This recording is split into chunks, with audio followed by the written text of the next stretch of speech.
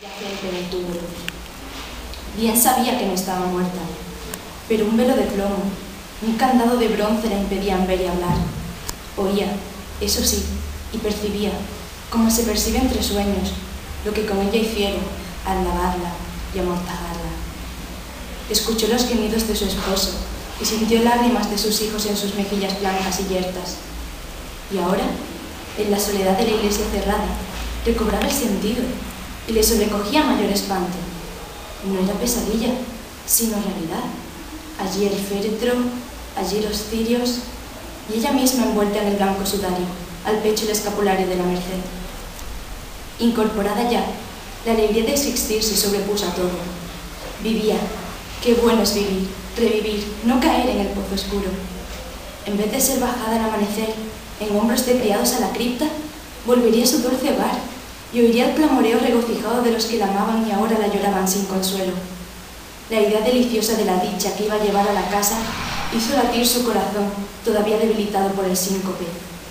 Sacó las piernas del ataúd, brincó al suelo y con la rapidez suprema de los momentos críticos combinó su plan. Llamar, pedir auxilio a tales horas sería inútil, y de esperar el amanecer en la iglesia solitaria no era capaz. En la penumbra de la nave creía que asomaban caras visconas de espectros y sonaban dolientes quejumbres de ánimas en pena. Tenía otro recurso: salir por la capilla del Cristo. Era suya, pertenecía a su familia en patronato. Dorotea alumbraba perpetuamente, con rica lámpara de plata, a la santa imagen de Nuestro Señor de la Penitencia. Bajo la capilla se cobijaba la cripta, enterramiento de los Guevara Benavides. La alta reja se columbraba a la izquierda, afilicanada, tocada a trechos de oro rojizo, rancio. Dorotea elevó desde su alma una deprecación fervorosa al Cristo. Señor, que encontrase puestas las llaves. Y las palpó. Allí colgaban las tres: el manojo, la de la propia verja, la de la cripta, a la cual se descendía por un caracol dentro del muro, y la tercera llave, que había la portezuela oculta entre las tallas del retablo y daba estrecha calleja, donde erguía su fachada infanzona el caserón de Guevara, flanqueado de torreones. Por la puerta excusada, entraban los Guevara a oír misa en su capilla, sin cruzar la nave. Dorotea abrió, empujó, estaba fuera de la iglesia, estaba libre. 10 pasos hasta su morada. El palacio se alzaba silencioso, grave, como un enigma. Dorotea cogió el aldabón trémula, cual si fuese una mendiga que pide hospitalidad en una hora de desamparo. ¿Esta casa es mi casa en efecto?, pensó al secundar aldabonazo firme. Al tercero se oyó ruido dentro de la vivienda muda y solemne, envuelta en su recogimiento como en larga faldamenta de luto. Resonó la voz de Pedralbán, el escudero, que refunfuñaba. ¿Quién llama a estas horas? Que comido le vea yo de perros. Abre, Pedralbán, por tu vida. Soy tu señora, soy doña Dorotea de Guevara. Abre presto. Váyase en hora mala el borracho. Si salgo, a fe que lo ensarto. Soy doña Dorotea, abre. ¿No me conoces en el habla? Un reñigo, enronquecido por el miedo, contestó nuevamente. En vez de abrir, Pedralbán subía la escalera otra vez. La resucitada pegó 2 aldabonazos más. La austera casa pareció reanimarse. El terror del escudero corrió a través de ella como un escalofrío por un espinazo. Insistía el aldabón, y en el portal se escucharon taconazos, corridas y cuchicheos. Rechinó, al fin, el cableteado portón entreabriendo sus 2 hojas, y un chillido agudo salió de la boca sonrosada de la doncella Lucigüela, que elevaba un candelabro de plata con vela encendida, y lo dejó caer de golpe. Se había encarado con su señora, la difunta, arrastrando la mortaja y mirándola de hito en hito.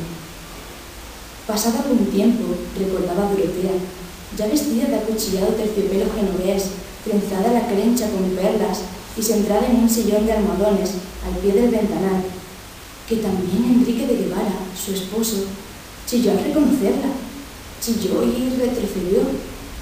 No era de gozo el chillido, sino de espanto. De espanto, sí, la resucitada no lo podía dudar. Pues acaso sus hijos, doña Clara, de 11 años, don Félix, de 9, ¿no habían llorado de puro susto cuando vieron a su madre que retornaba de la sepultura? y con llanto más afligido, más congojoso que el derramado al punto en que se la llevaba. Ella que creía ser recibida entre exclamaciones de intensa felicidad. Cierto que días después se celebró una función solemnísima en acción de gracias. Cierto que se dio un fastuoso convite a los parientes y allegados. Cierto, en suma, que los Guevara hicieron cuanto cabe hacer para demostrar satisfacción por el singular e impensado suceso que les devolvía a la esposa y a la madre. Pero doña Dorotea, apoyado el codo en la repisa del ventanal y la mejilla en la mano, pensaba en otras cosas.